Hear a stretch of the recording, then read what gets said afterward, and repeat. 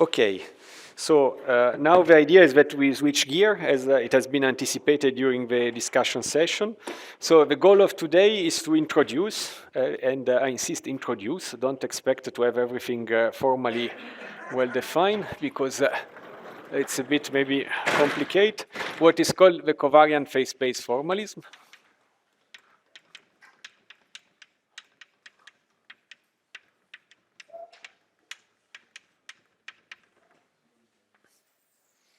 And you see the keyword that we have discussed. Phase space is really an Hamiltonian notion. So the first place where you see a covariant, well, we want to covariantize the whole business.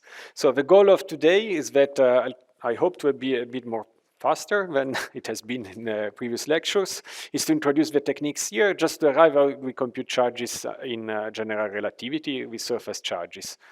Tomorrow, I will use these surface charges to introduce the asymptotic symmetries in asymptotically flat space-time, and then you switch gear once again, but not with me. So there will be the next lecturer coming in, that is Carlo Heisenberg, and it will show you some recent applications of all this business. So the idea is that the recent applications, are built upon this kind of stuff that I try to introduce. And what is the key idea of the key idea of the covariant phase space formalism is to covariantize the Hamiltonian mechanics. But in practice, how do you obtain it technically? The technical idea behind is that you want to develop calculus at the same time on space-time and on field space. So I have to introduce these two concepts. So in space-time, what I will need are just very standard things, but I just write them on the blackboard because you will see on the other blackboard the translation in on field space.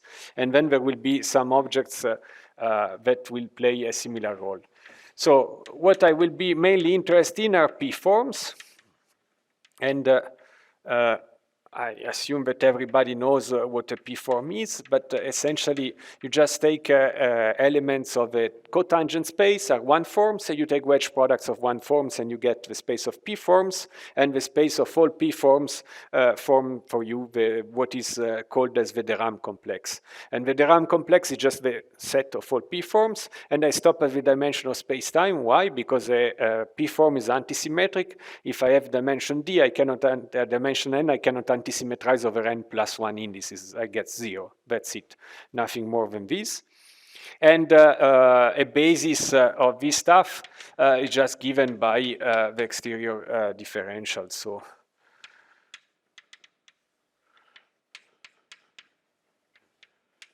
it's a basis of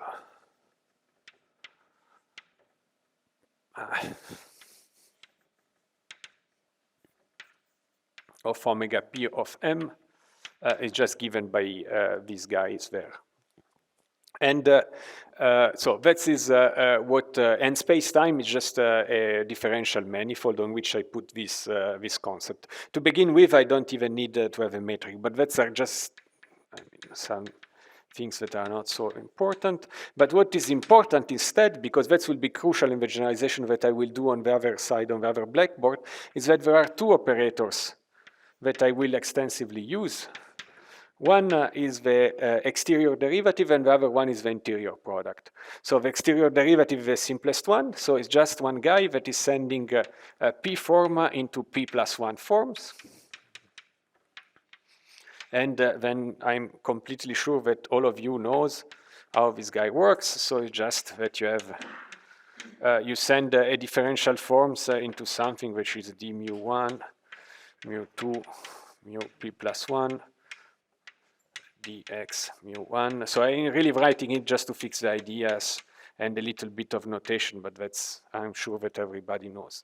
Maybe the interior product is slightly less well, common or whatever, so it's a standard stuff of this. So here what I do, I define an interior product for each vector, so I can define it as an abstract operation, but I will be interested mainly to pick up a vector in the tangent space and define the interior product. And the interior product means what? It's just essentially contraction. So the simplest example, if I take the interior product on a P form, on a 1 form, so the result is just this one.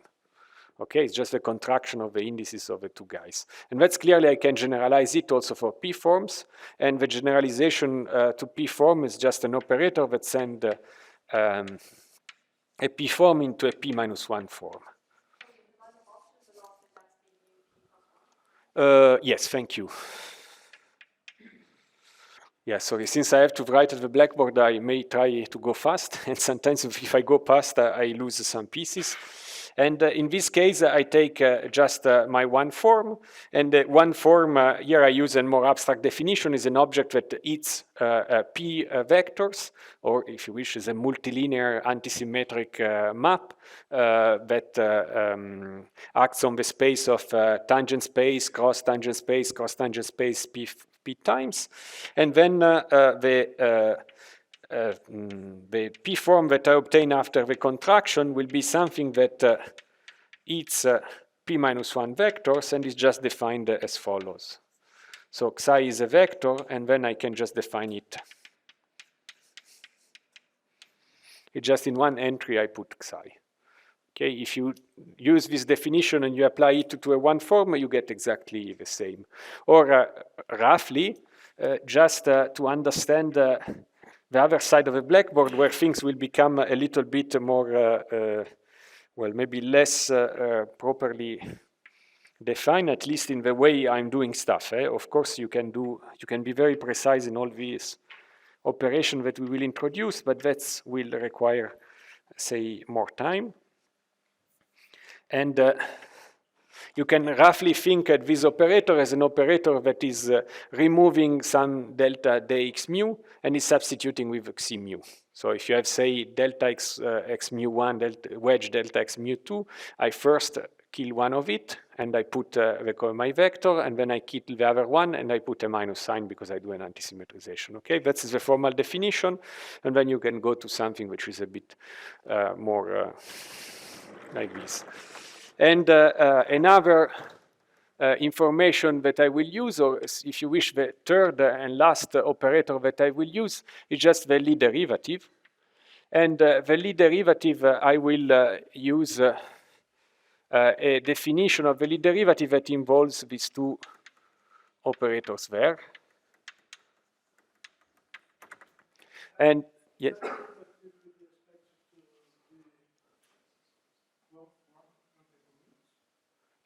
You mean this one?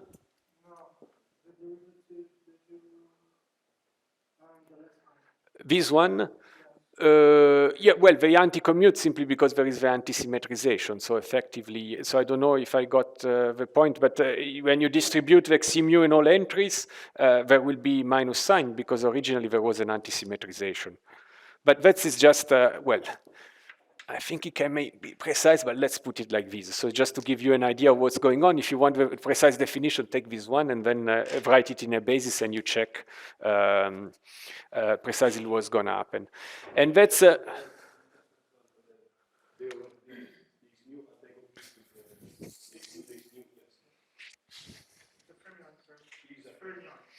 yes. It's Grassmann variable, and indeed everything, I will introduce some Grassmann variables here just to handle this kind of stuff. So that is, it's the analog, but that is something that, well, maybe you haven't seen in these precise terms, but it's something that you have encountered for sure. This one, maybe you haven't seen it written like this, but it's just, well, we can check that is correct on a simple example. Let's take the Lie derivative of one form. If I take the stuff where I have the derivative of a contraction plus twice xi lambda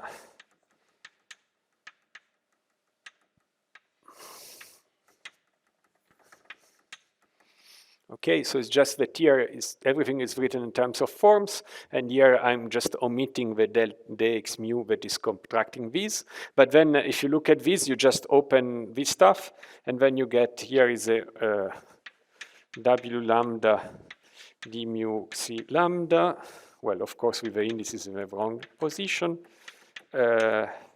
xi lambda d mu omega lambda. So this, I mean, don't copy. So it just is an example there. I try to write it fast just to convince you that it's, but it's really not important for the following, just to convince you that what I'm writing there is not insane. Okay, and now this term and this term cancel, and you recover the usual expression for the Lie derivative of a one form. Okay, so this is just a little bit more abstract. I'm writing things in a more abstract way because on the other side of the blackboard, I must become more abstract. And I mean, that's, as I stressed, is supposed to be a sort of introduction to the existing literature. Everything that I'm doing at the very end has been done in most of the cases already, say, in the 70s, just by integrating by parts. So just all this working in field space is just a way to have formulas that apply in full generality to the most complicated theory that you can imagine. But if you just have to look at gravity, people arrive to the same results just by integrating by parts. But since now it's common, fashionable, slash fashionable to use this kind of notation, I think it's useful to have a guide inside the common the literature. Okay, now I want to, so this I can put, yeah. I want to develop a similar calculus in field space.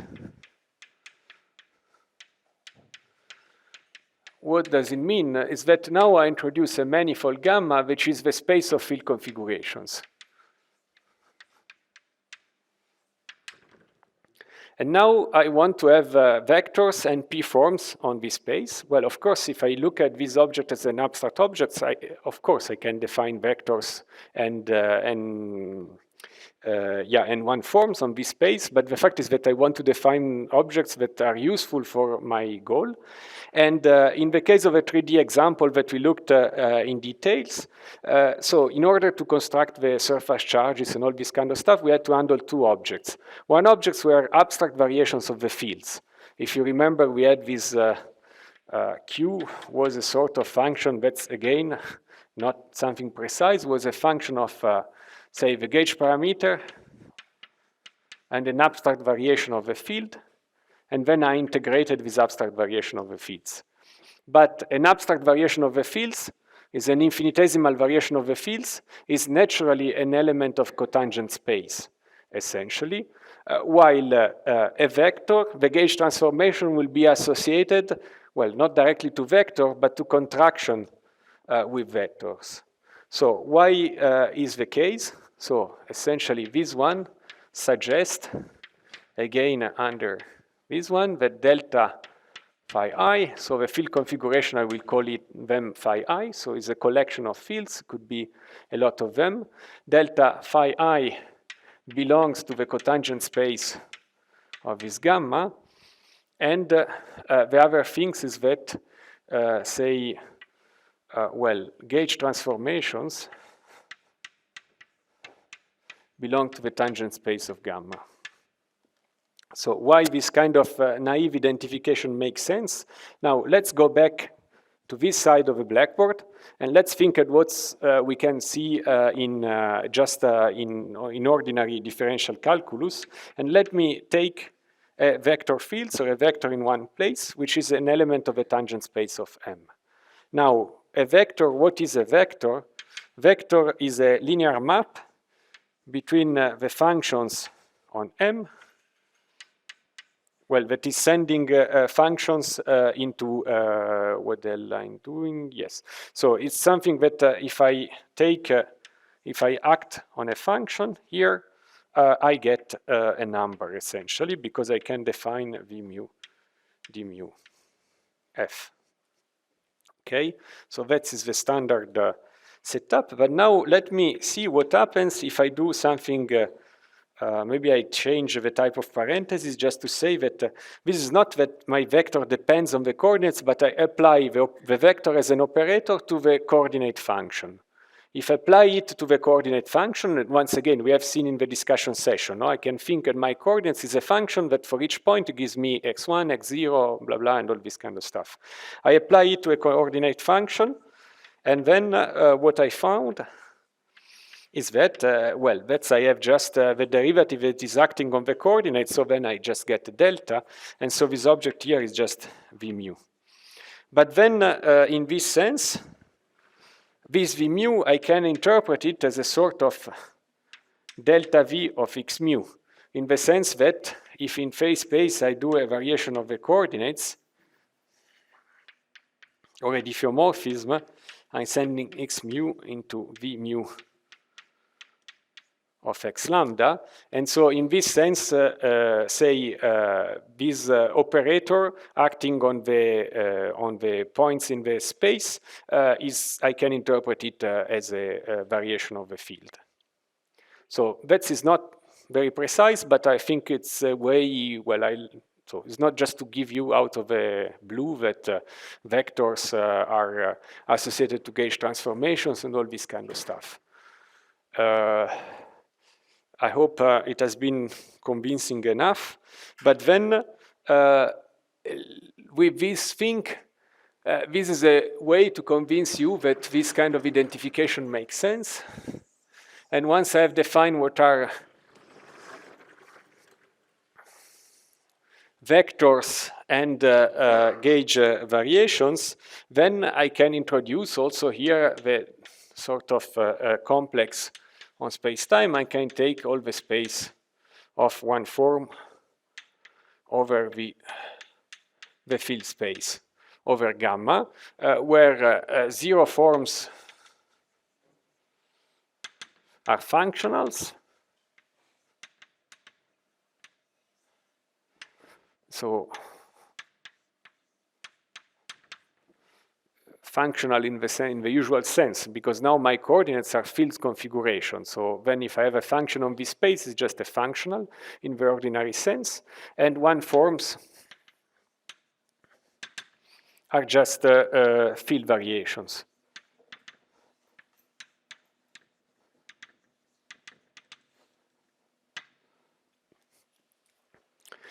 Now,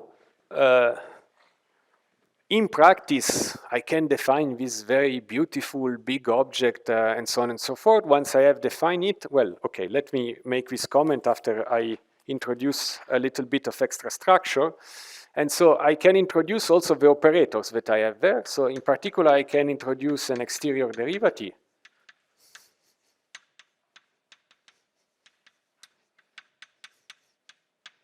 And an internal product.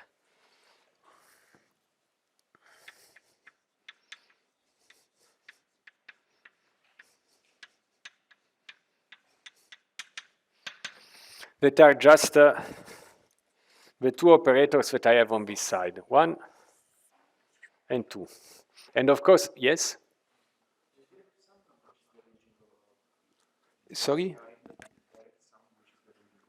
Well, I didn't write on purpose because it's a bit delicate in the sense that here it should be the dimension of the space. Now, from time to time, you see with the dimension of the space, but then what is the dimension of the space of configurations? Well, it's a bit delicate because it typically is an infinite dimensional space. In practice, we don't care to a large extent because we will arrive up to 2 forms.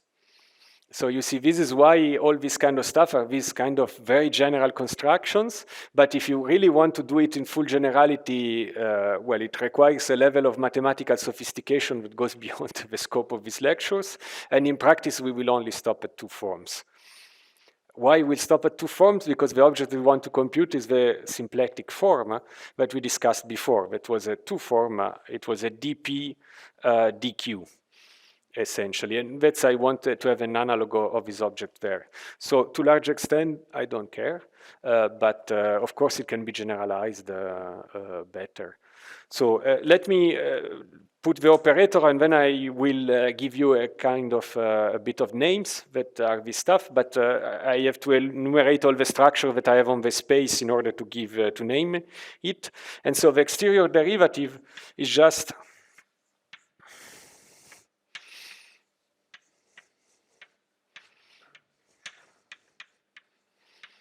the derivative that I get by taking variation of the fields.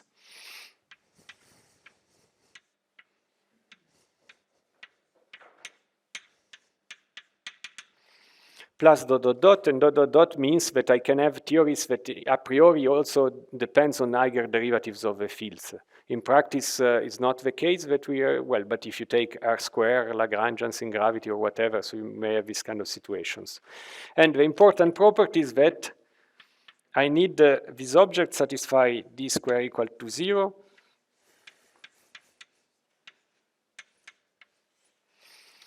And then, okay, so are you happy or not? If you are happy, I can go, I continue.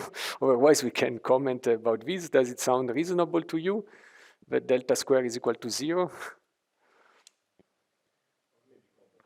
Yeah, well, if maybe someone has smarter ideas with respect to the one that I have, please. Sorry? What is delta on one forms? Well, in practice, you just act on functional by taking a field variation. No, so if I have a functional, you know how to compute the variation. I give you a Lagrangian, you know how to compute the variation, and you pick up the stuff. And when you take the variation, for one forms it's clear, no? Because you take a functional, you take the derivative with respect to the fields, and it remains something which is linear in delta phi. And delta phi is essentially your dx mu on the space.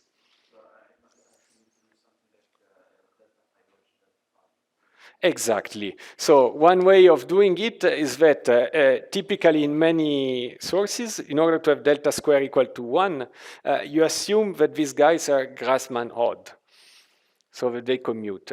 And now the natural question, but why the hell I can make this assumption and making things that are comparable?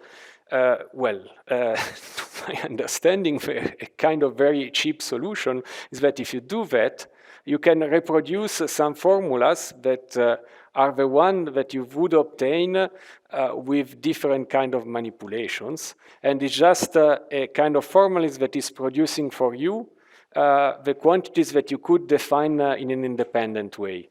So here, everything just stays into this assumption that you can easily introduce by saying that these objects are Grassmann odd. We had this quick discussion before about commuting or anti-commuting this guy. And in practice, I don't care about a form with p equal 37. I absolutely don't care. The only thing that I want to define is the symplectic form. The symplectic form I can define independently. It's just a definition of an object, give me a Poisson bracket on the generic with the right forms, and I can reproduce the correct formula just by assuming that these stuff are Grassmann odd. And then at the end, when I really have to compute the objects, I just substitute it with field variations that instead are Grassmann even. Okay, so that is a series of tricks, but I think it's good to try to ask your question if any of you has a better, I don't know, answer to this point. But that is the convention that is used by people, that this object is really an exterior derivative, and you can easily get it, for instance, if these guys are Grassmann odd, then it's crystal clear. And in practice, it's just that when you take a derivative, you do an anti-symmetrization. You introduce a sort of wedge product, but why so? Because the only thing that will matter for me would be to compute the exterior derivative of a one form that I'm gonna define shortly, and this exterior derivative of one form is giving me the symplectic potential, whose definition I could give independently, but is reproduced if I assume that this object is Grassmann odd. Okay, so I don't know if it is completely satisfactory, but it's the best that I can do, at least for today. And then the other operator that you have here must be something that sends P form into P minus 1 forms. And how is working this operator? So it depends on a vector, and it's just that if I act on this guy on a one form, so the analog of what I have done here in the corner is just contracting the stuff. Here, the operation that is doing related to the discussion that we had above, this is giving me the variation in V of a field. Looks very abstract. In practice, what I'm gonna do, when I will do contractions with a variation, I will substitute an abstract variation with an actual gauge transformation. example, a diffeomorphism. At some point, you will see an I xi. Xi will be a vector, generate a true vector, space-time 1, generating a gauge transformation. I will substitute it. Now, you can look at it as a, well, the zero-order way of looking at all these things is that is a consistent set of computation rules that will allow me to derive the objects that I need in full generality. And once I settle this convention, these rules, that's coherent because they're just the translation of what we do in usual calculus, then I can produce all the objects that I need. And then if I evaluate them on a specific theory, I found the theories that people produce case by case over 30, 40 years on a case-by-case analysis. Okay, and of course, once I have introduced these operators, I can also introduce a Lie derivative in this field space, which is just delta IV plus IV delta. And I will use these objects. And what I can consider is also that we can work with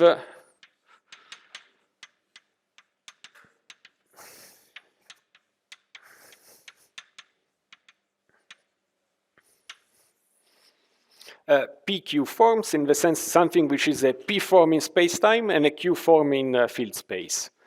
And all this beast, with all this structure defined, is what is called a variational B complex. And then you can even, if you really want to justify these computational rules that I've put here, you can look at what is called the theory of jet bundles or jet spaces, in which you put together, you define the field configuration and abstract vibration on top of a space-time manifold, and then the real fields are a section inside this business. But well, that is a technical, so it's a theory, so just to, if you see this word, you know how to connect them. Here I'm trying to do the minimal path inside the literature, so I'm using the same structure that they have, but I'm just justifying them in this unwavering way. Or if you wish, I'm just setting for you a set of computational rules that will allow to produce the objects that I need in the following. Okay, so now, for the moment, it has been extremely abstract, everything that I have seen, that I've said.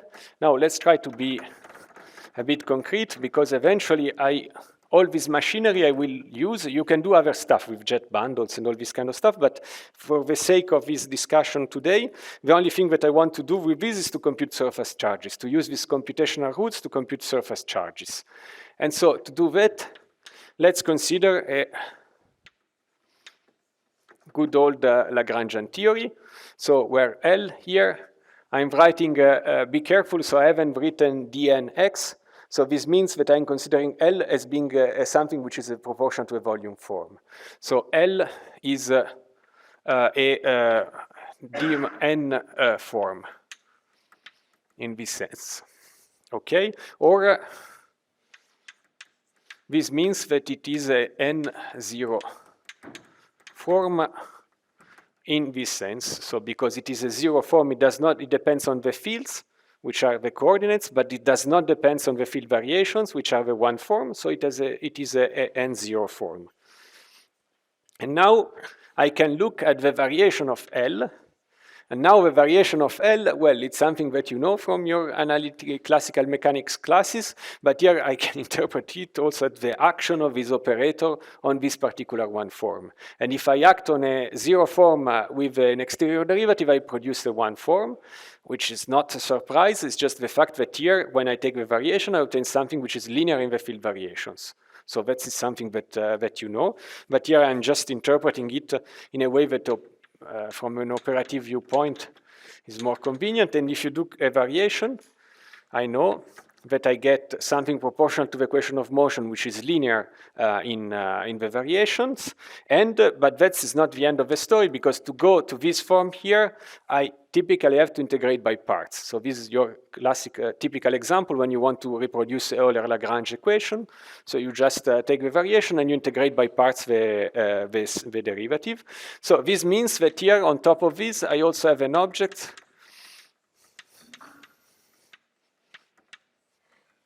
which is this one. And this object theta is just the fact that I have a total derivative. So if I take an integral of this guy is equal to 0 because it is an exterior derivative on top of this. And this object here is called presymplectic potential.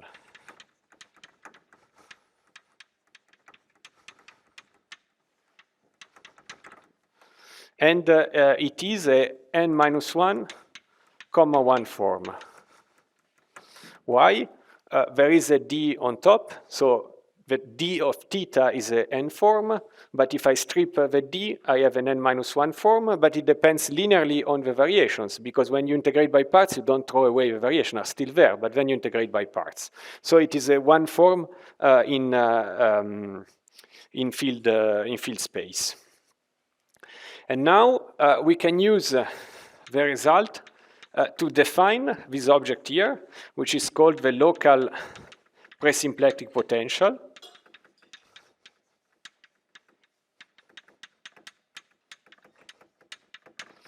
And the local presymplectic potential is just defined by adding another time with this abstract operator on theta. And the result,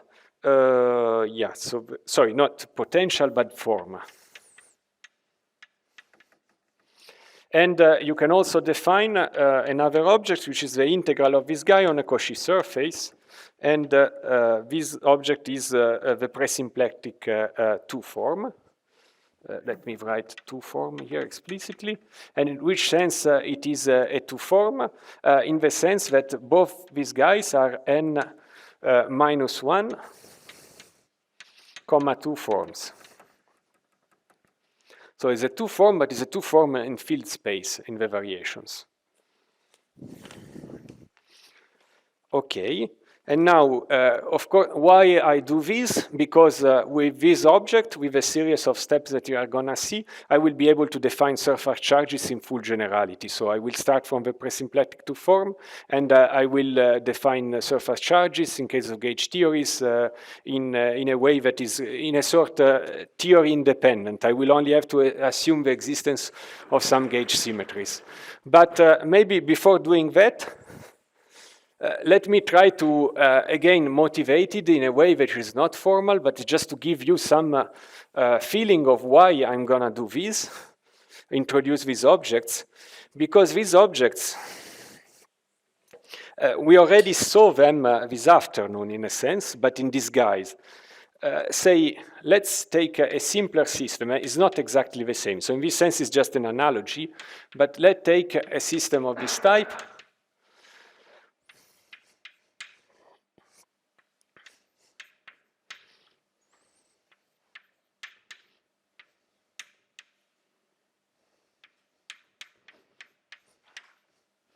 And then, yeah, I don't have the archive number, but you can find this kind of stuff comes as a nice trick that you can find in Adrian's Fiorucci PhD thesis. It's coming from there, and I think it's a nice analogy that you can use to try to understand better what are these objects here. And so here I just written an Hamiltonian in a way which is more general with respect to what you have done before. So I have a kinetic term and an Hamiltonian that depends on Z, and Z are variables on phase space. So variables on phase space means that you have that the ZAs are, if I can go in Darboux coordinates, are just this set of variables here, but I'm just more general with respect to what we have discussed quickly this afternoon. And the TA, the theta A, are just the components of what is called the Liouville or canonical or trivial one form. It has several names. So it's a one form that I can define on space-time. And again, if I can go in Darboux coordinates,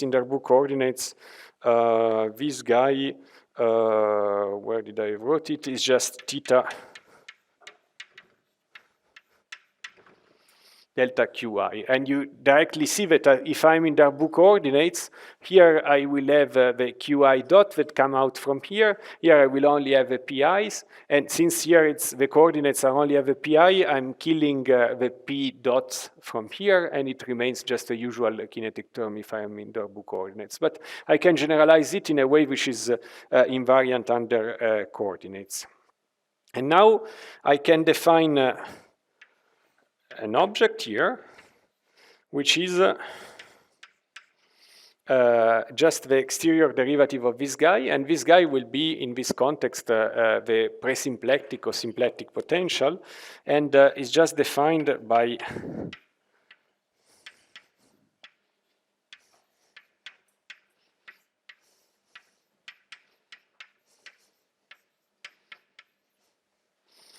So here I make explicit that I consider this object as being Grassmann-Ott variables, but in practice, if I'm only interested of defining this object here at the components of this object, I can just define this guy from scratch and saying that my form is defined by this particular combination of a presymplectic potential. So in this sense, I was saying that this d square equal to 0 is a very convenient property to handle this kind of computation, but a priori I could just define the components of this guy, and then I don't need to pass through something, Grassmannian variables, the fact that this object is a square derivative. I can just define this, declare that is a two-form, and once I have a two-form, I can define a Poisson bracket and so on and so forth, and then I can go. So I can first define this and then derive the rest. But in this way, it is convenient to proceed in this particular way. And in Darboux coordinates, the components of this form is just omega, which is delta pi wedge delta qi. And again, if I'm Darboux coordinates, this object here just becomes the usual delta t pi q dot I minus h pi qi. Okay, now I can do something of the type, I can look at the variation now, my fields, and see what this variation is inducing on my action.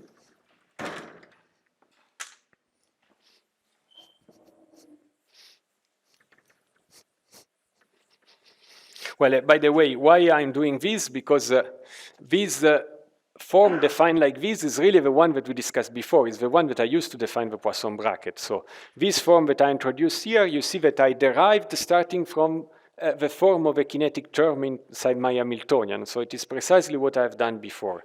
So it's really the two forms that I used to define a Poisson bracket, to define a Poisson structure on my phase space. Okay, which is something which is not manifest on that side. So this is why I'm trying to do the analogy, to show you that this kind of definition are similar, but the things that is missing is that the theta that I introduced there looks very different with respect to the theta that I introduced here. So for the moment, they just look the same symbol, but they seem completely separate. But there is an analogy also for the theta, because that you can see if you take at the variation of this guy here, of the action, and if you take a variation of the action under this variation of the coordinates, you just get a delta S, which is an integral T1 T2 dt of what? Now I just do the small computation. I have to take a variation of this guy there. So the first term will give me d beta theta a, because I have a theta a there, then delta zb, and then I still have my z dot a plus theta a delta z dot a minus delta a h delta za. So I'm just using the chain rule for the variation. But if I use the chain rule for the variation, now I can use the usual trick that I use when I derive equations of motion. So I integrate by parts this derivative here, and I let it pass through the delta. And then, well, you can easily do the intermediate steps. I'm not doing them here, but at the end of the intermediate steps, you end up in having something which is delta A dB minus dB theta A Z dot B minus DHH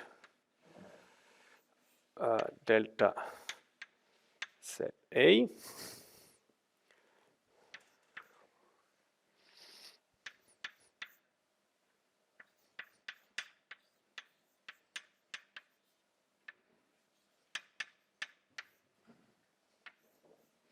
So this term gives for me the equations of motion written in Hamiltonian form for this particular system. And here I have a total derivative. And the total derivative is precisely the total derivative of theta, the Liouville or canonical or trivial one form that I introduce and dictates the form of my kinetic term. So you see that there is really an analogy between the theta that I get here and the theta that I have there. The difference is that here I just downgraded the analysis to a system which is just a classical system in which the only evolution parameter is time. While here I have a Lagrangian that is defined on a manifold M. So if you wish, here I'm integrating on a manifold M of dimension n. There I'm kind of integrating only over time, which is a one-dimensional surface. But this is kind of a standard setup, and these objects that I'm introducing are a generalization of this standard setup to a case in which I do not separate time, but I put all the coordinates together and I just integrate over a differential manifold together. It's just an analogy, nothing more than an analogy, but I hope that allows to understand a bit better why we perform this operation, because there will be a long chain of operation that at some point will spit out some codimension to some objects that are conserved when, well, not necessarily conserved, but say it will spit out some objects that I can integrate on a codimension to surface that will be my charges that I will use in the following. But this is just to settle the starting point, and then we will follow all the chain of identities that will arise there. Okay, so no question. So this one is just an analogy. I can leave it there, and I come back here. And before continuing, an important proviso here is the fact that the identification of theta is not, theta is not unique. And one source of non-unicity, you know it very well. So if I add a boundary term to my Lagrangian, of course I'm not changing the equations of motion, but I do change the boundary term that appears here. So sending Lagrangian into a Lagrangian plus a boundary term induces a variation of a presymplectic potential that is not touching the equation of motion, but is touching what is happening at the boundary. And this is precisely what is important in a sense for us. But there is another source of non-unicity, and all in all, the fact is that I can also, pardon, that is important. I have to distinguish. Here is an exterior derivative, here is a delta, no, because of a so then I take a variation of this L, and then the variation will come inside. So, but here I can also add another type of ambiguity, which is the following. Since d square is equal to 0, and this theta is defined only through its exterior derivative. If I take another d on front, I'm not changing anything. So this means that this theta is ambiguous, so there are these ambiguities there. Not all ambiguities will eventually affect the charges that I'm gonna define, but some of them do. And we'll discuss later again, but this is just a proviso that we see it here. This means that the definition of the charges is not unique in most of the situation. In some situation of exact symmetries of the background it is, but in the rest of the cases it is not, and I can play with it in order to change the kind of theory that I'm defining at the boundary. Yeah. I mean, in principle, if you just assume that D and delta are formal differential variables Yeah. satisfying nilpotency, okay, they are essentially. That is fine, yes. I mean, in more layman term, Yeah. Okay, the exterior derivative satisfying d square equal to 0 in X. That is crystal clear. On the other hand, the variation, you can say that, okay, if I change theta by variation, since theta anyway appears in a boundary term, Yeah. I can identify it as providing zero contribution, but I have to give boundary conditions. Yes, so here for the moment there are not yet boundary conditions, so it's a bit. This is the point. That, even without having this, I mean, exotic two-sided differential structure. Yeah, that. By that varying theta by a full variation doesn't change its ambiguity, doesn't change the theory, because you can implicitly have in mind that you assign boundary condition that will kill variations. Yes. But still, in this case, you have to first fix the boundary condition, and second, you cannot be fully arbitrary, because if it depends on the higher derivatives of your field, then you will be imposing boundary conditions that are overkilling your. Yes, so, well, the kind of formalism tried, well, I erased the definition of delta, but there it was, this jet space is really to handle Eiger derivatives and all this kind of stuff. Then, yeah, I think that then at some point you have to deal with your system, with your precise boundary conditions and see what is going on. So, yeah, okay, I'm not completely. Boils down to say that in order to provide a clear differential structure also involving delta, you have to assign boundary conditions on your theory. So this boils down to this. Yeah, that's I'm not completely sure, maybe. Well, here, yes, maybe, but all the other business at the level of defining this presymplectic two form, it doesn't seem to be so crucial. So maybe for these things of the ambiguities, yes, but I don't know. We can discuss, but that is the thing that sometimes is the danger of this very general formalism. That then, when you boil down to a specific problem, you may have to see some things from scratch. But at least you can discuss things already at the level in which you have already a form for your S minus two of objects that integrate on a n minus two on a codimension two surface, and then there has to be already discussed in details. So yeah, it could be. So I don't know, but at least I can say, I can spit an ansatz that you can use to try to analyze the charges eventually.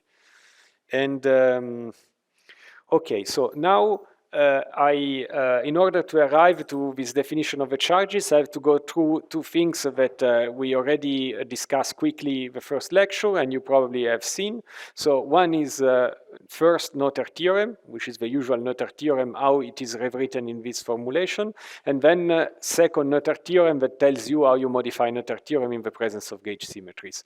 So the advantage of this stuff is that you can handle both of them in just a few lines computation for theories that are extremely general, that involves even Eiger derivatives, whatever, because everything is taken into account by the nilpotency property of this operator there. But at the very basics, the first that I will do, the first Noether theorem is the Noether theorem that you all know, just written in a language that is a bit different with respect to what you are used to.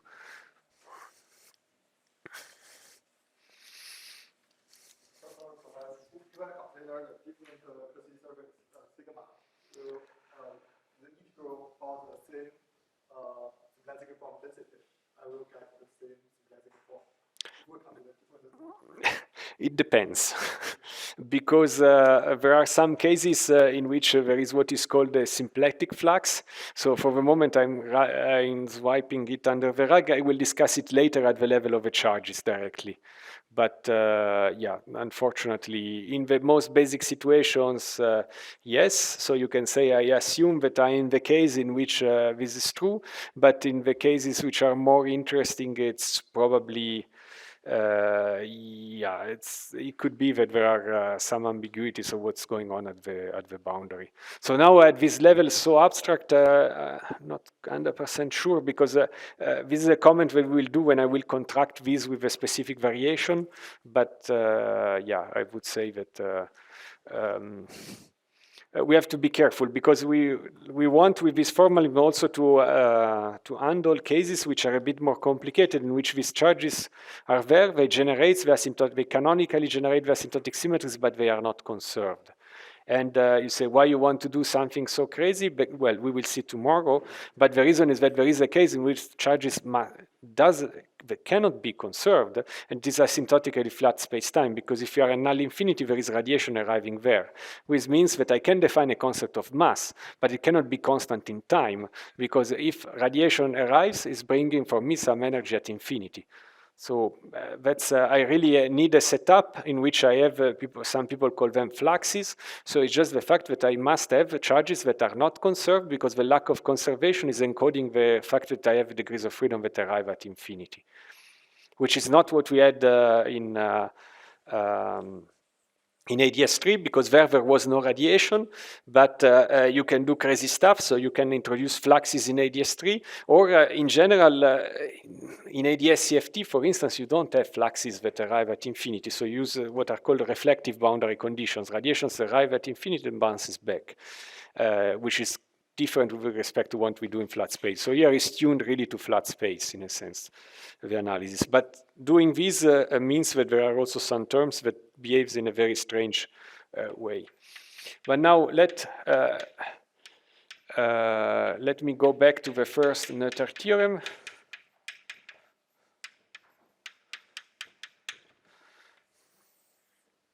And the first Noether theorem is just saying to you that there is a conserved current associated to any global symmetry. And here is just an occasion to profit from the notation that I introduced. So I take the variation, I consider the variation of a Lagrangian under this global symmetry. So this delta V means that it's not an abstract variation, but it's a variation with respect to a specific transformation. And if this V is a symmetry, then this means that this must be equal to a boundary term. And the boundary term generically depends on the parameter of my gauge symmetry. Okay, so that is not the case of Maxwell, because the field strength is gauge invariant, but in general, the Lagrangian is invariant up to boundary terms, because it's the action that is invariant, not the Lagrangian. Okay. And this is just a definition of a symmetry in this fancy language. And now I can look instead at an abstract variation of the fields. And again, don't be scared, because it's the way you use to prove a Noether theorem in your classes in analytical mechanics. So you just compare the two variations, and this allows you to say that on shell there is a conserved current.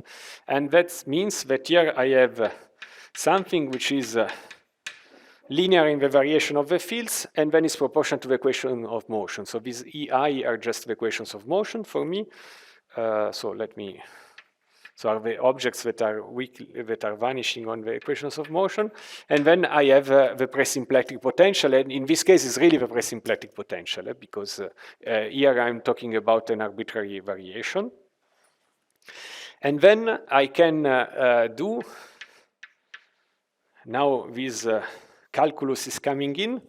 So I can take the exterior product of my variation, delta L, with a given vector. But the exterior product of this guy with an exterior stuff is what?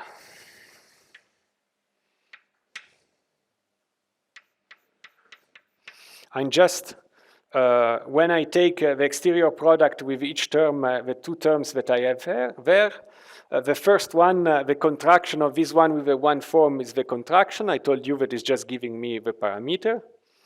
The equations of motion remains the equations of motion. And then I have this term here, in which, yes, okay, these two operations commutes.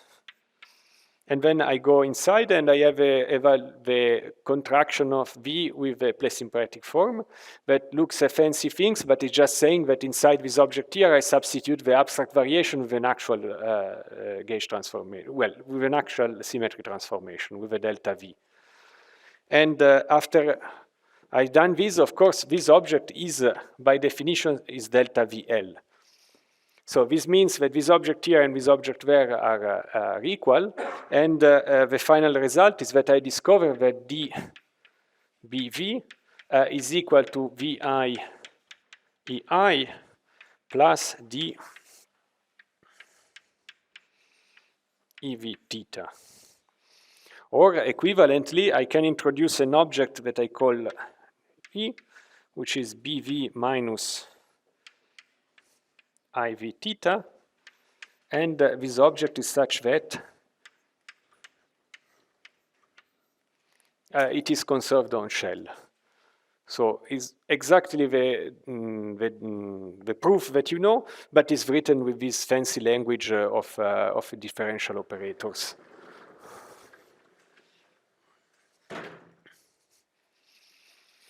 Okay, so maybe can pause 1 minute. So is it clear here? Because I will redo this operation, but the advantage is that here I'm doing these operations in a context that you know. So if you are able to do the translations, then you understand what I'm gonna do, and then we go for more complicated setup that you haven't seen inside the basic courses, probably. Okay, so that's his first Noether theorem, and now we go to second Noether theorem.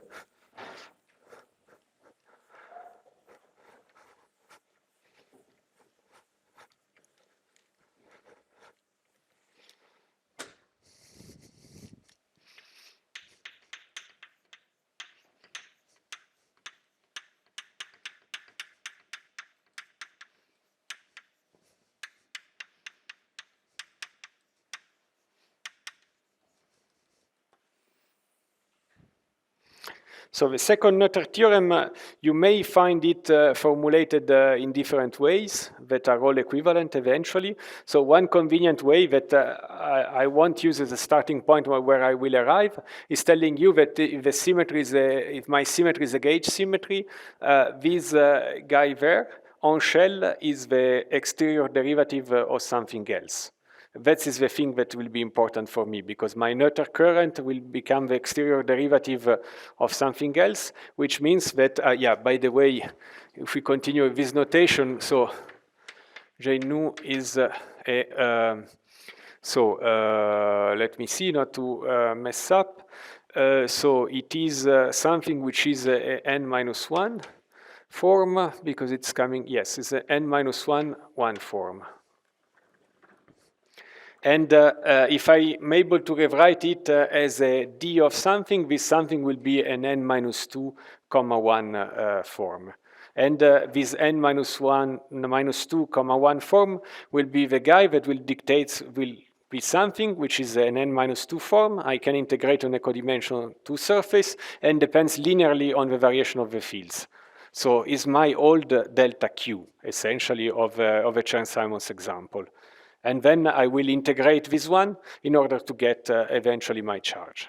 Okay, so counting how many delta Q I have will allow you to make a comparison with what we have seen in the previous series of lectures. The only thing that I skipped, in a sense, in the previous series of lecture was to introducing a 2 form in field space, but I skipped it because instead of introducing this omega, I was directly computing Poisson brackets and Dirac brackets, essentially. While here I will introduce these notions towards the end via the introduction of a bracket that anyway, once I have a 2 form on field space is completely equivalent to have a Poisson bracket. It's just that here it's more convenient to introduce this, to encode the information inside this object, while in the previous series of lectures I was very concrete and I was playing with a Poisson bracket.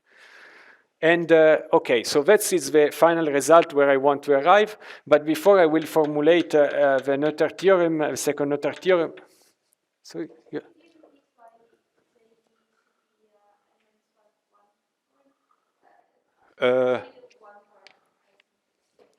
So the fact that it is a one form, it's no, because it is not. Okay, because I made a contraction here. Thank you. It's a 0 form here on this side. Yeah, good point. Because I made a contraction with V. Okay, I may pretend that I did it to see if you were following, but it's not. It was really a mistake. Thank you. And okay, so now the way I formulate the second Noether theorem is the following. And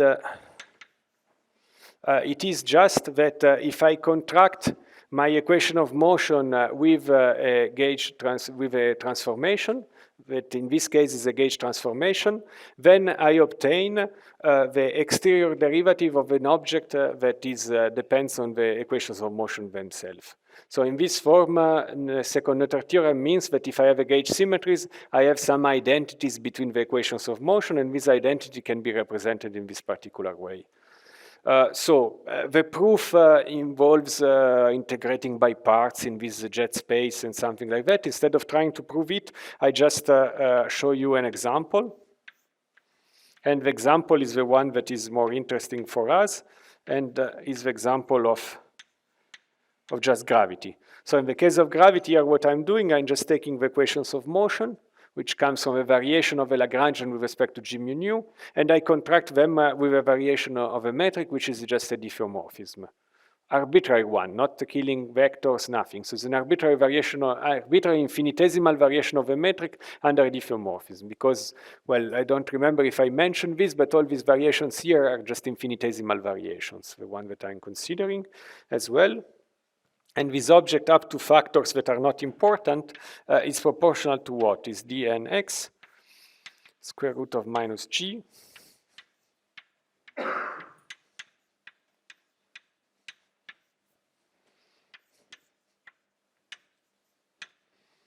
sin nu. And here I remove the symmetrization because anyway this object is contracted with two objects which are symmetric. This is just Einstein tensor, and that's I even put a cosmological constant just to be even more general. And this term here, then I can massage it. So what I can do, I can well, not integrate by parts because it's not integrated, these things, but I can rewrite this as a derivative that acts on everything plus the derivative that acts only on the other part. So I can move the derivative like this, and I have to keep the nabla because I'm not under any sign of integration. And then this object here can be rewritten as this form.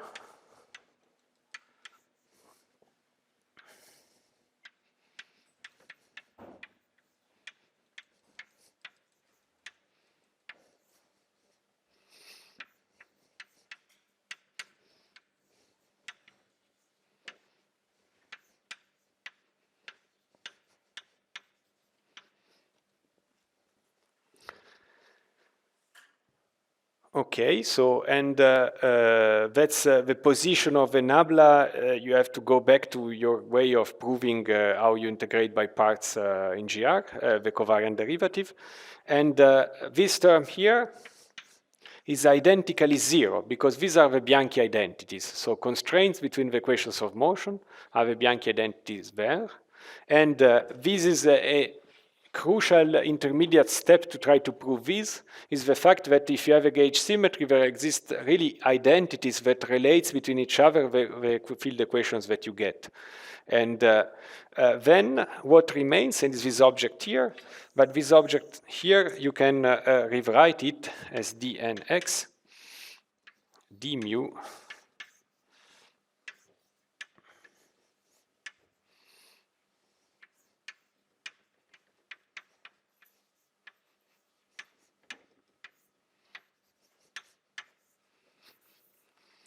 So it's a total derivative. But the fact that it is a total derivative, we can use the same trick that you used the first day. So having something which is a total derivative, where I have a volume form here, if I expand the volume form and bring in the epsilon tensor, it becomes that this object is just an exterior derivative of something. And at the end, in this particular case, you discover that S of psi is something which is proportional to dn minus 1 x mu square root of minus g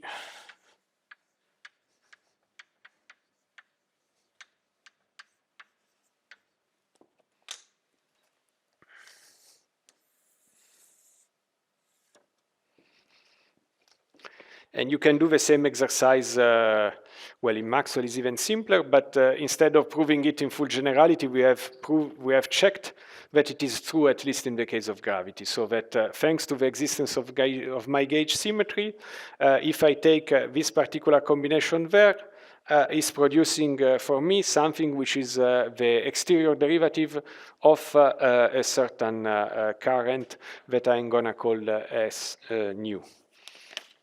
There. Okay. And then, thanks to these two results, I can proceed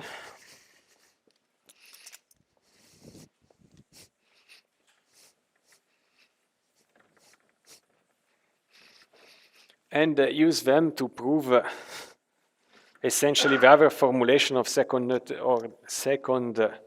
Noether theorem, at least in the specific case in which I consider a variation which is a diffeomorphism, because it's the thing that interests us more. So to derive this kind of quantities in the case in which we have a theory which is invariant and diffeomorphism, or generally covariant.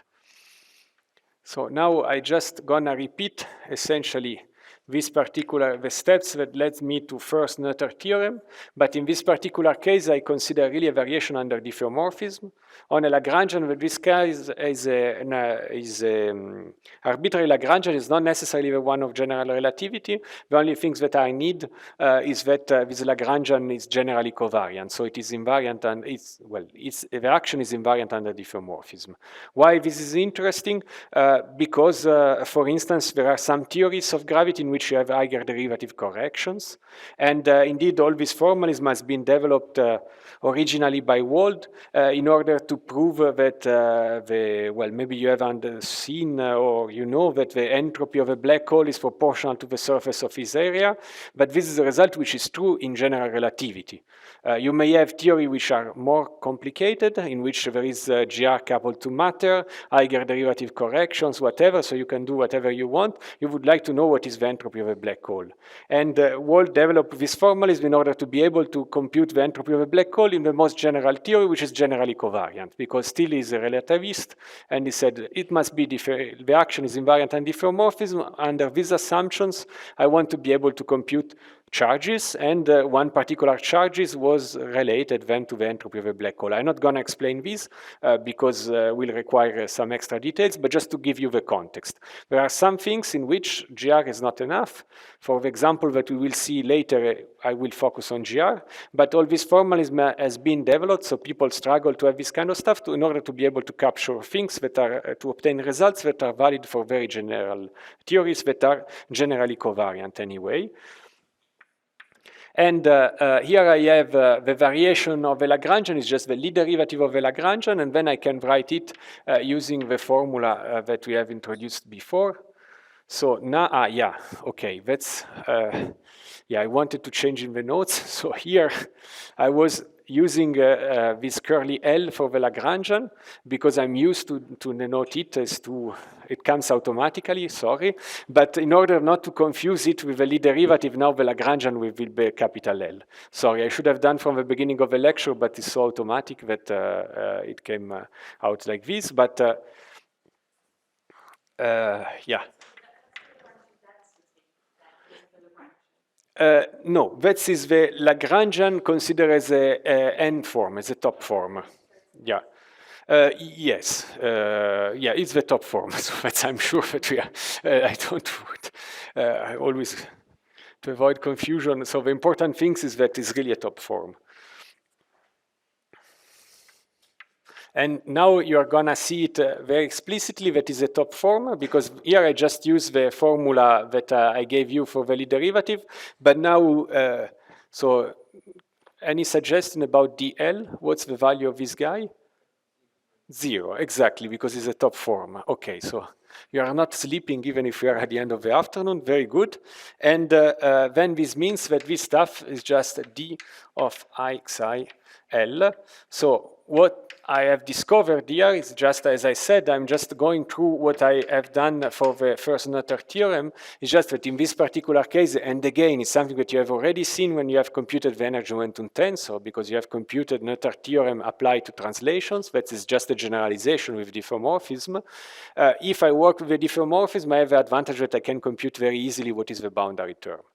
So here before I just knew that there exists a BV such that the final stuff is conserved, but in this case I can compute it explicitly because I'm looking at the variation under a diffeomorphism. And this guy is 0 because L is a top form.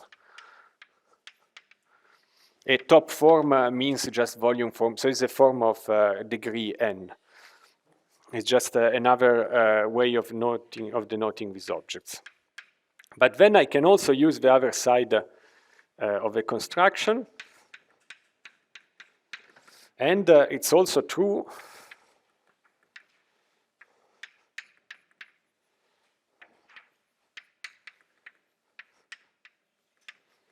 make it explicitly.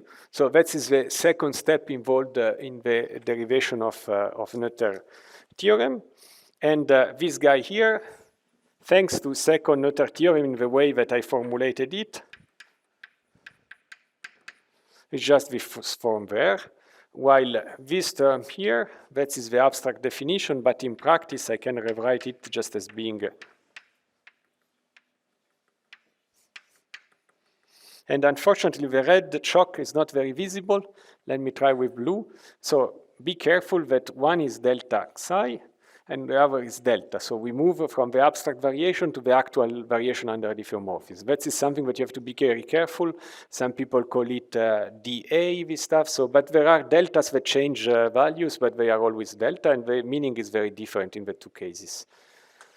And okay, and then eventually all this chain of stuff tells me that I can equate the two, and the Noether current associated to this guy is just IXIL minus theta phi delta xi phi. So I just compute the Noether current that was on the other side, but now it's very explicit. So this is a definition, say, but that's not the end of the story, because this term here is putting together what I have there and what I have on the other side. But now, instead of saying that it's just proportional to the equations of motion, thanks to second Noether theorem, I know a little bit more. So in a sense that it's proportional to the equation of motion, but in a very specific way, because it's proportional through the exterior derivatives of something that depends on the equations of motion. And this means that, thanks to this, so this is a definition. Equating the two things, I obtain the condition that delta of j xi minus s of xi is equal to 0. But this means that in this particular case, I discovered that eventually I can write the Noether current as something which is 0 on shell, so I don't care about it, plus a delta Q.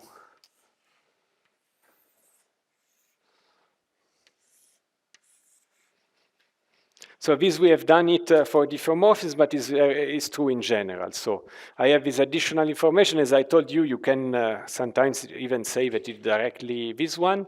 It's just that if you want to prove it step by step, first you prove this one. But I've proven for you in pure GR in more general context, you can prove it as well, or you can do the exercise that I've done here, theory by theory, if the abstract derivation is a bit complicated. And once you have this particular result there, then you arrive to the conclusion that the Noether current is just the d of something else. And this Q will be the basis to define the charges. So now I could say, okay, we have done. We are at the end of the story. Yes, we are at the end of the story. Psi is a Killing symmetry, because there, for instance, in this way, I can recover the Komar mass that we defined at the very beginning of the story. But why I'm not really at the end of the story? Because up to this moment, I just did formal manipulations, but what is missing are the boundary conditions. So I have to fix really what are my field configuration precisely, and I may have some residual gauge transformations, for instance, that do depend on the fields. And if the gauge transformation do depend on the fields, well, I have to do some additional manipulations in order to obtain my objects that I have to integrate. Because now I have an object that I can integrate on a d-2 surface, but it is an object that I obtained somehow assuming that Xi was a completely independent parameter. If I have Xi, which is not a completely independent parameter, then things are a bit more complicated. So now I'm gonna add an extra layer of complication by introducing in an abstract way. So I'm not specifying precise boundary conditions, but I assume that the Xi could depend on the fields because I impose some boundary conditions, and then I have to refine this result that I gave you. But for instance, on the basis of this result, then it's some things that I introduced in a bit unwavering way in the first lecture, and in order to arrive at Komar mass, can be obtained in this particular case. If you take Xi, which is a time-like killing vectors, because your space-like admit a time-like killing vector, from this way you can get, you can derive a Komar mass. And how much time I have? Not much, but okay. So now in cases in which I have also some field dependence which is around, I have to do some manipulation which is a bit more formal, but then I will try to do to rederive them in the context of gravity, just to make them more clear. So now I have a situation like this, so I know that my current or my charge I know that a certain P form is equal to the exterior derivative of a P-1 form. And I know how to say, if I have this guy, I know how to compute this guy and to derive a 1. But I want to solve this equation in the opposite direction. And formally, this can be done by introducing objects that are called homotopy operators. So I want to introduce an operator such that I can write big psi as f of psi of providing an explicit solution of this object, and this means that formally I need an operator which is just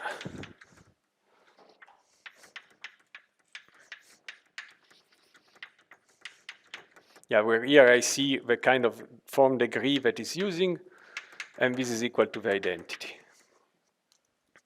Once again, a very formal operation to introduce a set of formal objects. In practice, what I will gonna do in the example, I just write explicitly this condition there, and I strip out the derivative by hand.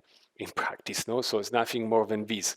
But in general, in abstract terms, you can try to solve this equation in the opposite direction, and you can introduce this homotopy operator, which is an integral over configuration space. But let's assume that an operator like this exists, because this will allow me to introduce some objects. And of course, here what I have is that these objects belong to omega, say, PQ, and these objects belong to omega P-1 Q. So I'm not touching the part in field space. Well, it's not an integral in field space, sorry, it's an integral in space-time, but so it's just, if I want to solve the equation d of something is equal to something, I integrate it. Okay, and now, once I have this stuff, then I can conclude that Q of Xi, I can introduce this object here, which is equal to minus I say, no, yi is, I call it f of xi theta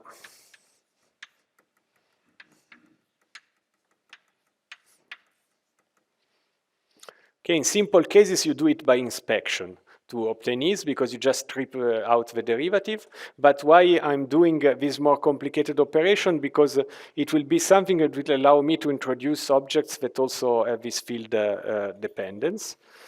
And this object is called, sometimes in the literature, is called Noether-Wald surface charge.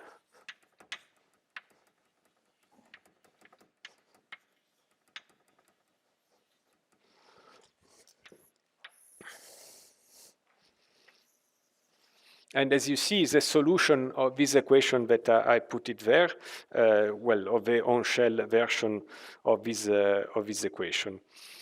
And based on this, we can eventually arrive to introduce a d minus a codimension 2 form on the space-time, which is something that take this particular form. So I introduce an object k that is defined through this identity, and then I will use my k to solve to define the charges. And this object here means that I want to introduce an object such that it satisfies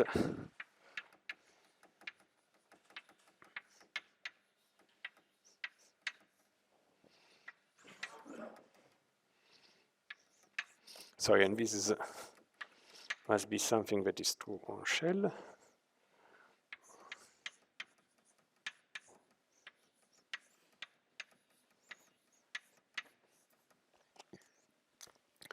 And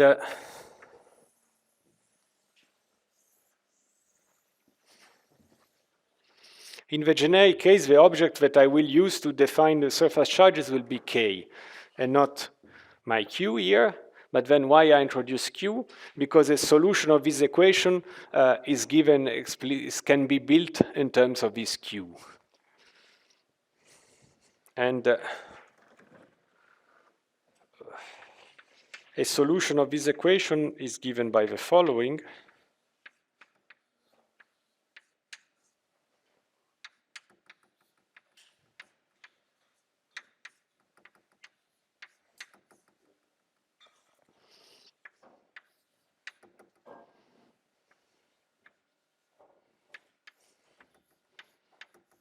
I'll write and then I comment.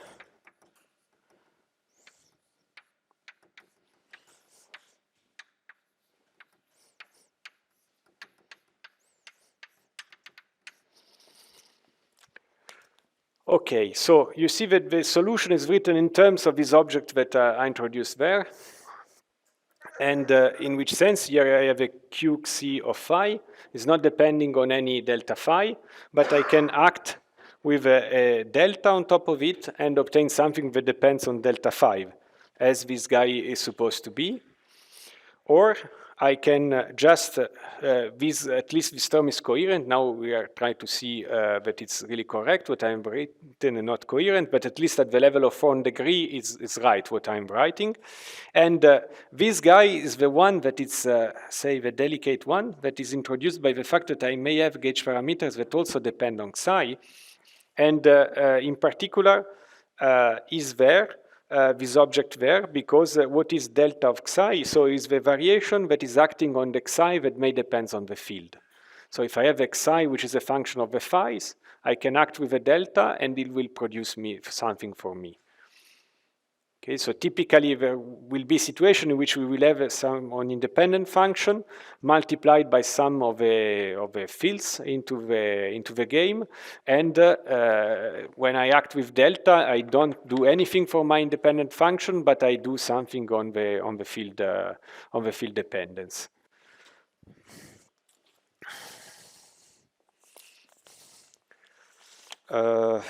Okay, so now.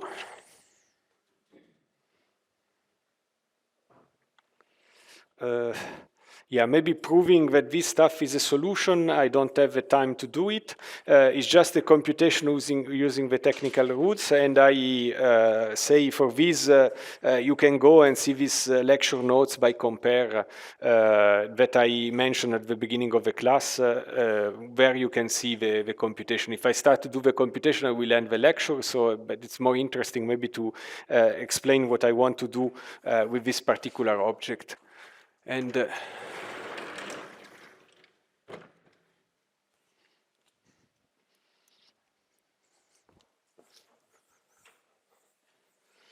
so what are...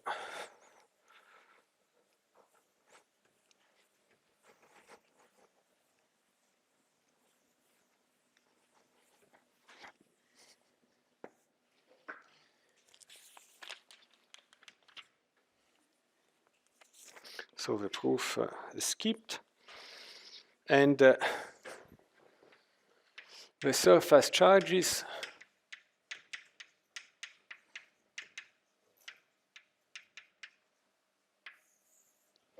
are defined in the following way. So I define the variation of the surface charges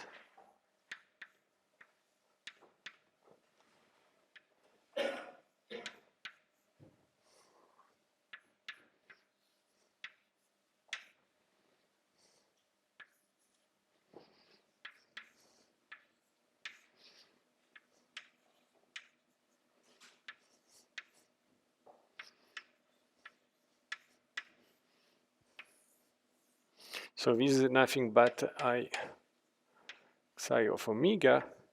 But since I have this result here, that is following from all this business, I can rewrite this as something which is computed on the boundary of sigma .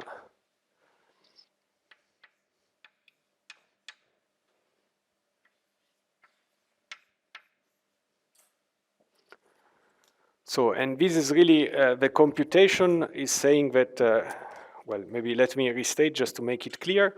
So I define this object to be like this, and then I can show that this object here on shell is reduced to the exterior derivative of this guy there.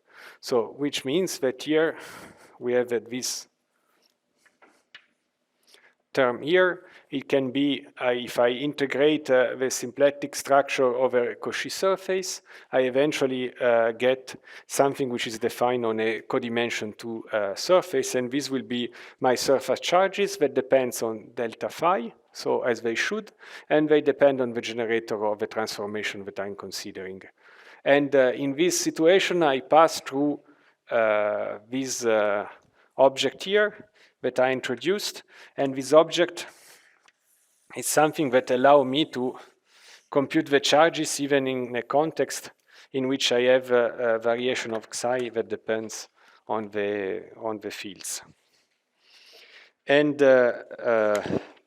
then what I can try to ask are two clear or natural questions. So the first one, okay, you introduce all this heavy machinery, you eventually produce this stuff here, but is this object something reasonable? So for instance, is it conserved? Is it integrable, what you have defined? And the answer is no in both cases in the general situation, but I can use it to define, to canonically generate the asymptotic symmetry. So in this sense, it's very similar to that. So why this object is neither integrable nor conserved in general, and why the two objects are often similar. Maybe we can start from the integrability of this object. So why this object is non-integrable? Because this guy here is clearly integrable because it's a total derivative, but this guy is clearly not, because, or in general is not. There are cases in which it is, and some cases in which it is not. And this object here as well, so it's a complicated function of phi and d phi, is not a priori a total variation, so it's not necessarily integrable. So you have two sources, two potential sources of a non-integrability. But now let's suppose that my variation is just a variation in which I my generator of a diffeomorphism is just an isometry of a given background. In case it is an isometry of a given background, there is no delta psi here, so this term is gone. And if it is an isometry of a background, when I take the contraction of this one with this guy there, essentially I eventually end up in having the Lie derivative. So this is a transformation in which I do a diffeomorphism, and so eventually I have a Lie derivative acting on the fields, that in this case, say, is, in the case of gravity, is just the metric. If it is an isometry, the Lie derivative acting on the metric gives 0. So this term is gone as well if I have an exact symmetry. So in case of an exact symmetry, this term goes away, and we go back. Essentially, this is an alternative way of formulating the result that we have obtained with the Noether-Wald charge. But this way of constructing the charges is much more general because it considers also situations in which you have this non-integrability or this lack of conservation. So the non-integrability is manifest because I have objects that are not integrable on the nose. What about the non-conservation? That is maybe a little bit less clear, but what I mean by having a non-conservation, it means that I'm taking my space-time, and there are two situations. One situation is the one that we already studied, say ADS. So my space-time is something like this. A Cauchy surface is a disk or higher dimensional disk in the case of ADS. Conservation of this object means what happens if I evaluate this object first on this Cauchy surface and then on this other one. That was the question that we had before. And this is the situation in flat space, in ADS, or in flat space. Well, I can do, formally I should do this integral on a Cauchy surface, but I can do even different things. The only important thing is that this is integrated on a codimension 2 surface. I can integrate in flat space. Well, if you are familiar with this cone, fine, otherwise you will understand better what I'm trying to say. So this is retarded time. I can integrate here on sigma 1 and here on sigma 2 and compute the difference. And the same in ADS.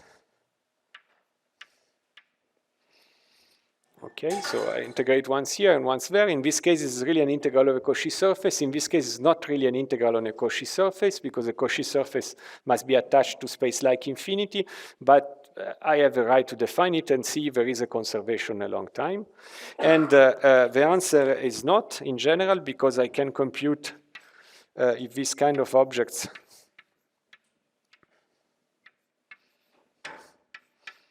even a side integrability, and be careful that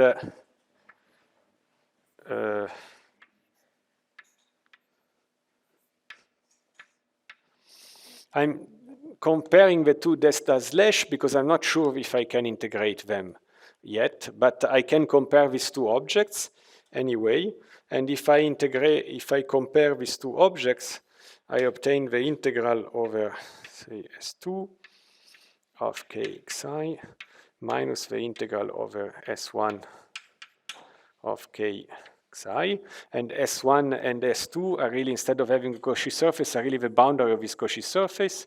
In this case are circles. In 4 dimensions, there will be, at each point of this circle, there will be a sphere.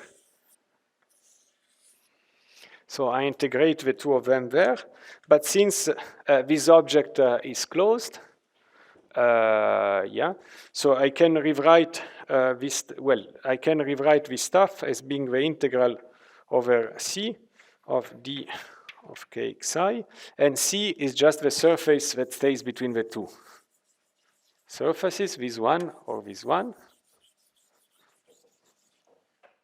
And the integral over C at this object is a codimension 2 surface, is equal to the integral over C of I delta psi phi omega. So this means that if the presymplectic 2 form is not invariant under the transformation that I'm considering, then these charges are not conserved.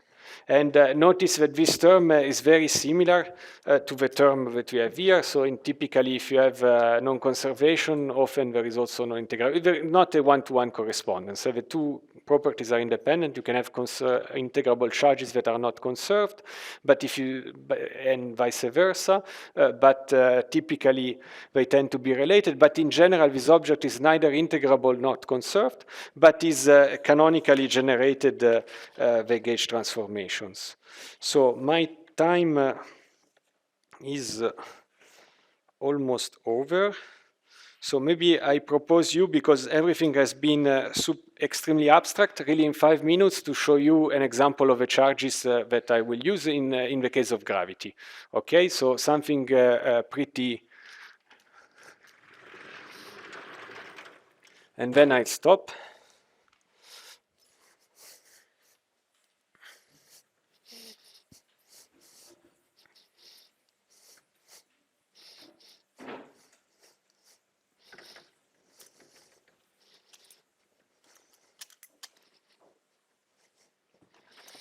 So in the case of gravity, I want to compute everything. All the machinery starts from the computation of the presymplectic potential. And to compute the presymplectic potential, I just have to consider a variation of the action. And this is an exercise of the Einstein-Hilbert action. It's an exercise that you have done in your classes when you wanted to derive the equations of motion. So let me set to 0 the cosmological constant for the time being, just for simplicity.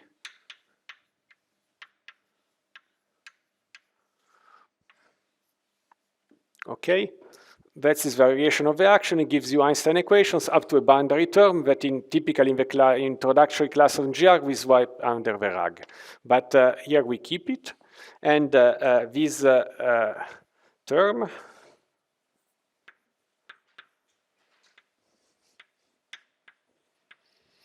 and once again, so it's always jumping between the two notations. So here I'm integrating a scalar and I put the volume form here. And then this means that my d exterior derivative of theta is translated into a divergence of an object that has a vectorial index. There is always this transition between these two ways of handling the story. And yes, and this object here is just a square root of minus g, 6 pi g, d nu delta g mu nu, minus d mu delta g mu nu. And now, in order to build the whole story, I just have to compute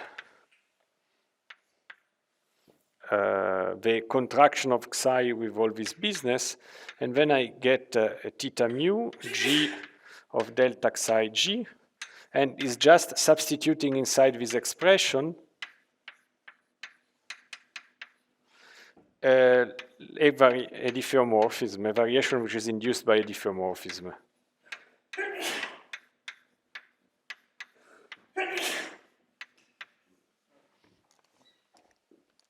Okay, and now I have all the ingredients that I need, at least to define the Noether wall charge, because now I can use I compute a commutator here. I can commute these two types here.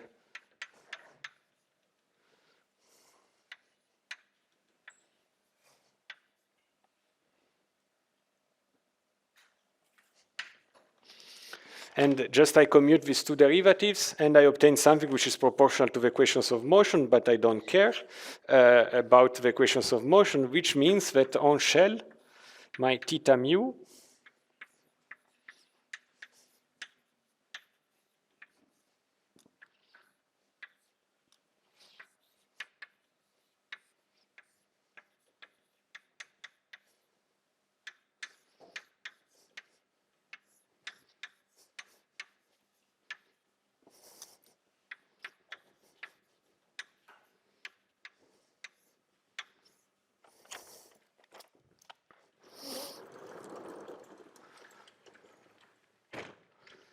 But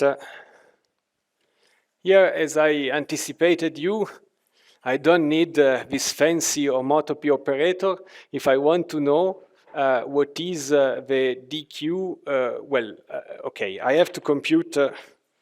Sorry, this is just the symplectic form. I also have to add a diffeomorphism, but eventually I can strip out derivatives in this particular case. I can simply do this, and at the end of the game, the final result for the charge that I have here, for the Noether wall charge, it's that here we have a q psi of g, so there are no variations anymore.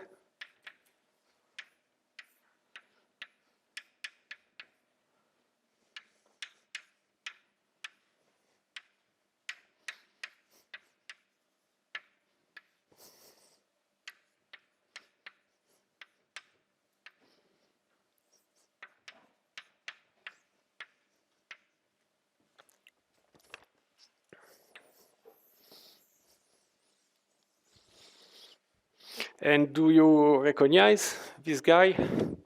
We already have seen it several hours ago. So that was just the integrand of the Komar mass that we have rediscovered. So at the beginning, it has been derived by taking the covariantization of the definition of mass on a sphere in a static solution. In this particular case, we arrived there. Of course, here it's more general, so I have to decide if this guy is a killing vector, time-like killing vector or no. But if psi, this diffeomorphism is a killing vector, is a time-like killing vector, we recover the definition of Komar mass through this all complex machinery. So, as I said, I'm aware of the fact that it has been a bit fast, but you can try to consider it as a kind of entry point inside the relevant literature. Hopefully, it's bringing something, some extra comments that you may not find if you just open a review about this. But it's just to say that there is a formal machinery that is producing a very precise, although in an abstract sense, way of computing the surface charges. The surface charges are kind of strange object because they are neither they give to charges that they disappear. They are neither integrable nor conserved,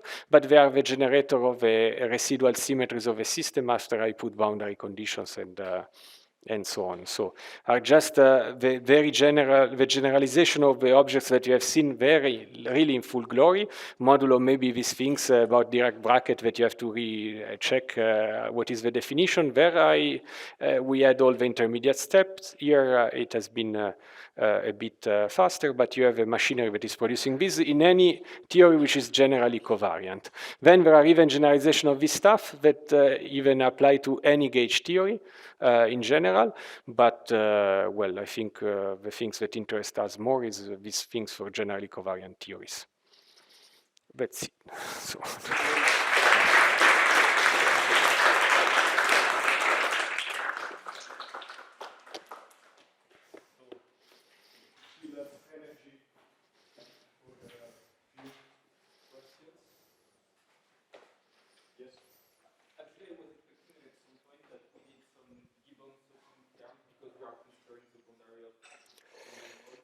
Yes. So,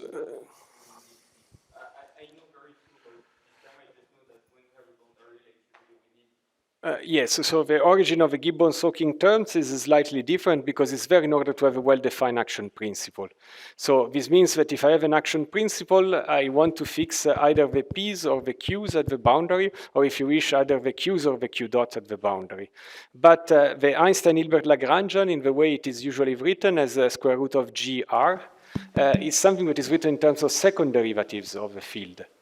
And this means that it's not in the right form. It's not phi d dot 5, the Lagrangian. You have the second derivative there. And this means that when you integrate by parts, and if you do not add any boundary term, you just take the bulk definition square root of GR of the Lagrangian, you integrate by part, you get, upon integration by parts, a boundary term, which is such that you cannot set it to 0 just by setting to 0 either the metric or its first derivatives. So somehow you have to set to 0 too much, so because you have also to put some additional constraints. But this can be cured just by adding another boundary term, which is the Gibbon-Hawking boundary terms, that really add some terms that cancel the terms that allow me, that forbid to impose a well-defined variational principle. Here, all this story has been kind of ignored because yeah, that is another proviso, so I take the freedom to input whatever boundary term I put, but it's similar to the discussion that we had with Dario, because these things, it depends, the boundary term that you add, depending on the boundary term that you add, you can impose different boundary conditions also to have a well-defined action principle. So that enters into the fine details of the discussion of the model. In a sense, a baby version of a Gibbon-Hawking boundary term is what I added in Chern-Simons. Because if you remember in Chern-Simons, I had this variation that was, I had a term which was delta AT plus a term which was in delta A theta. And I wanted to have, to fix half of my data at the boundary. In order to fix it, I added the boundary term in such a way to be able to have a well-defined variational principle just by setting delta AT equal to 0. Gibbon-Hawking is doing the same, but in a more complicated context in which, in order to properly formulate, I have to introduce the extrinsic curvature of a boundary. So there are a little bit of intermediate step, but in spirit it's just this. It's something that you have to add to the action in order to have a well-defined variational principle. And yes, if you go to a very specific model, you have to discuss also these kind of things, because the boundary term that you add must be such that you're not screwing the variational principle, which means that you can change it in the sense that you can add the boundary term. For instance, in the other case of, again, this baby example of Chern-Simons, I could have added boundary term such that I had fixed delta AT at the boundary and non-delta AT. That I can do. I move from Dirichlet to the Neumann boundary condition. I can, and the theory at the boundary is different. It's completely different. That I can play. With boundary terms, I can change my boundary theory, but I must do it in a sensible way. I cannot add a boundary term that is messing up everything and is not allowing me to set a well-defined variational principle. But that's, I'm not aware of a way to discuss it in full generality. In general, this remains on the details. So that is not the end of the story. So then you have to discuss the specific model that you have, but at least it's producing this delta slash H that, I mean, you don't have to struggle to arrive up to there. So that's there for you, and then you discuss the boundary conditions. Can you give some reference for this formulation of second Nader theorem? Yeah, this one, well, essentially a good reference is just these lecture notes by Compere and Fiorucci that I gave at the beginning. Well, it's not all is proven inside, but they give references to places in which it's proven, let's say, and In this formalism that you developed? yes, again, so this is a good starting point for having it. They insist more on this jet space stuff that I try to keep away as much as possible, but the reference is yeah, I think it's this 1801.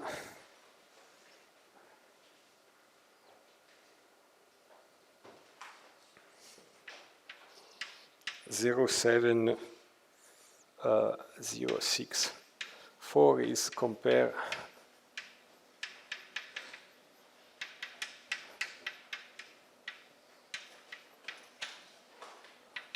Very good list of references inside as well. In any case, we will update yeah, I will try website, to put a list of basic with references. the references for these lectures. And this is the same reference that I announced.